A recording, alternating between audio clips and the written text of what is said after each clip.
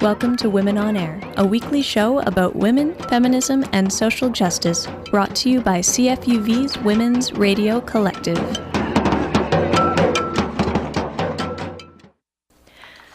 Welcome to Women on Air. Now, from June 1st to 8th, the University of Victoria campus was taken over by scholars in humanities and social sciences from across the country. Graduate students, postdoctorates, and professors were presenting their research. And one of the scholars I was able to speak with at Congress was Doris Jeanne MacKinnon. Doris MacKinnon was born on a farm near the town that was historically known as St. Paul des Métis, close to Fishing Lake Métis Settlement and the Frog Lake First Nations Reserve. After completing high school, she worked as an office administrator in positions with the David Thompson Health Region and the City of Red Deer before returning to post-secondary. In June 2012, she received her PhD, majoring in post-Confederation Western Canadian history with a focus on First Nations and Métis history. And much of Doris's research in her recent book has focused on the life of one woman in particular, Mary Rose Delorme Smith. She's a Métis woman who lived from 1861 to 1960. Mary Rose was a woman of French Métis ancestry who spent her adult years as a pioneer rancher. Mary Rose raised 17 children, established a boarding house, served as a midwife, and she published several articles in the early prairie ranch periodical Canadian Cattleman. For Doris MacKinnon's Congress presentation, she took her research a step further by comparing the life of Mary Rose Delorme Smith to that of Isabel Hardesty Lougheed, an English Métis woman who would have known Mary Rose. Here's my interview with Doris MacKinnon, where I got to ask her about her research and how this history, as we interpret it, applies to our present day. This is your first time to Congress, and you were in the poster session. What does that mean? So the poster session was an opportunity to present our research in a visual format, and which is kind of unusual for historians. We're so used to doing narratives and presentations and that sort of thing. So it was really nice to be able to put some photos to accompany the narrative and then to get a chance to talk to people about the research. So I was really quite thrilled that they offered us the opportunity. Were you there with other historians predominantly, or people from various academic disciplines? In our session, it was historians predominantly, but we did have people from other disciplines coming in to view the session and talk to us, so that was really nice. Yeah.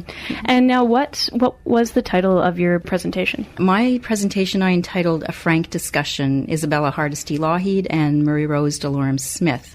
And that came out of my research in that both of them were members of the Southern Alberta Pioneers Association. And so I envisioned that they may have met at some point and had this frank discussion about their background in the fur trade and their families and that sort of thing. Okay. Could you tell me how you came to that type of research? Why this is your piece of research that you're bringing here to Congress? When I was pursuing a Master's of History at the University of Calgary in 2004, my area of interest was Aboriginal people and specifically Métis women. I was just a little bit tired of reading about Métis history focused around Louis Riel and the rebellions and so on. So I wondered, what happened to the women and what happened specifically after the end of the fur trade, and a lot of them moved further west and so on. So I knew I wanted to focus on a Métis woman. Now, the challenge with that was that there are very few sources available for Métis women in that particular time. But my supervisor at the time suggested that I read a book entitled $50 Bride, which was published in the 1970s by Mary Rose's granddaughter, actually. And it was just a brief memoir, not a lot of sources and that sort of thing, but it opened the door for me. It led me to the Glenbow Archives in Calgary, which holds all of Mary Rose's manuscripts. Mary Rose was quite unusual in many ways. She was traded by her mother to a Robin whiskey trader when she was 16, and she settled in southern Alberta with him. Now, her situation might not have been all that unique for a Métis woman, because there were connections forged like that during the fur trade.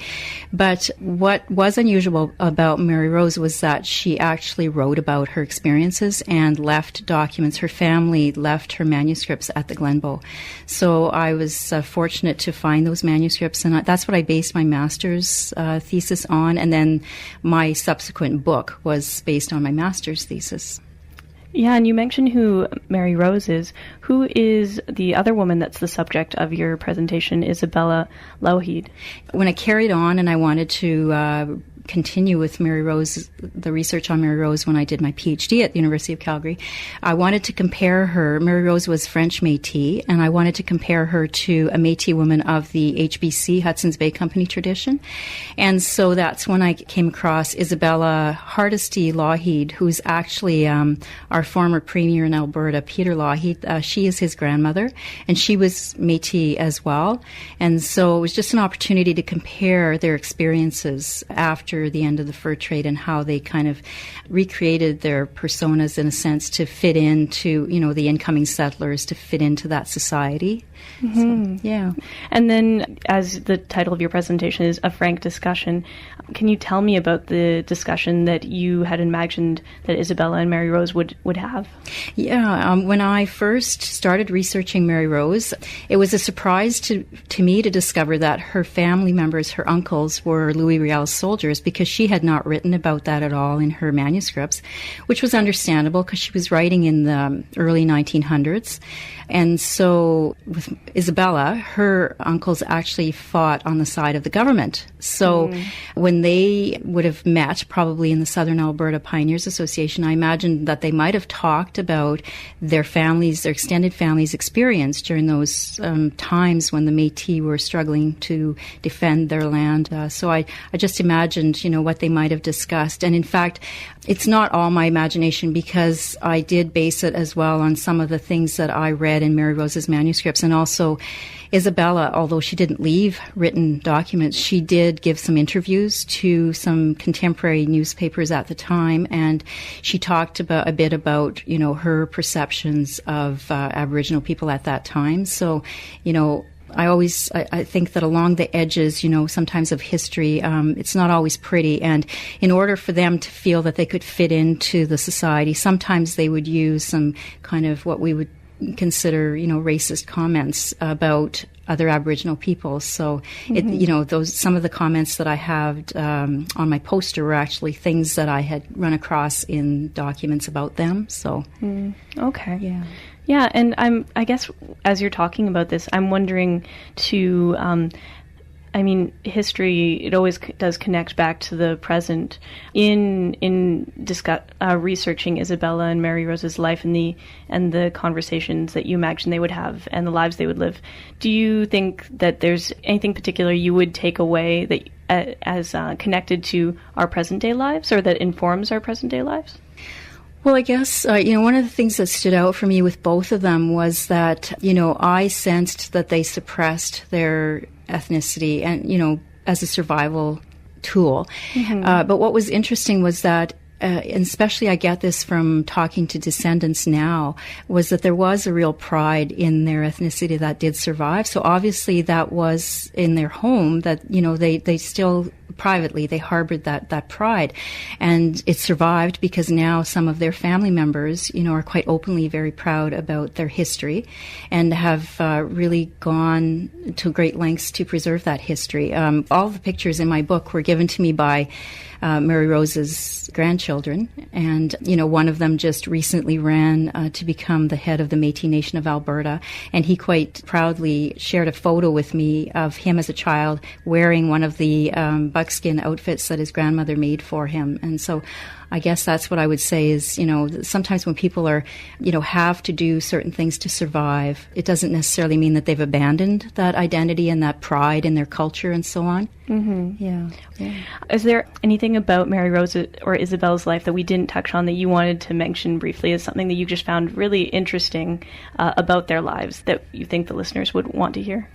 Well, I guess for both of them, it was what struck me and encouraged me to carry on with the research was their survival their ability to survive and to be so strong. And I've been asked this many times, especially about Mary Rose, because she's the one that left the written documents, was, do you detect any, bitterness and anger? And you know what? I didn't. And that was basically, I think, because she just realized that she had to make the best of her circumstances, and she certainly did. She became actually a well-known person in her time. Even there, newspapers were starting to interview her, and so she had a reputation as a respected elder in her community. And that's really, I guess, what struck me is just their survival, their ability to survive and to thrive and to maintain their pride in their identity, despite all the difficult circumstances that they had to face. Now, if listeners are wanting to learn more about Mary Rose in particular, or maybe Isabella, how could they do that?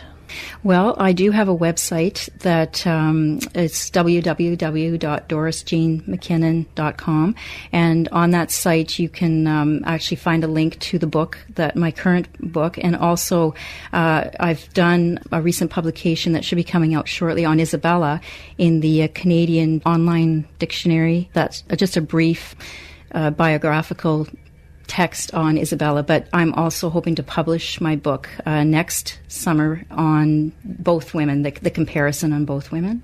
Okay. Yeah. Great. Well, thank you for joining me today here at CFUV and to talk about your work and the lives of these very interesting women. Thank you very much for having me. That was Doris Jeanne MacKinnon from Calgary. She was here at the University of Victoria for the Congress of the Humanities and Social Sciences just last week, and we were talking about her research that she was presenting here at Congress. If you want to learn more about Doris Jeanne MacKinnon, you can visit her website, which is dorisjeannemackinnon.ca.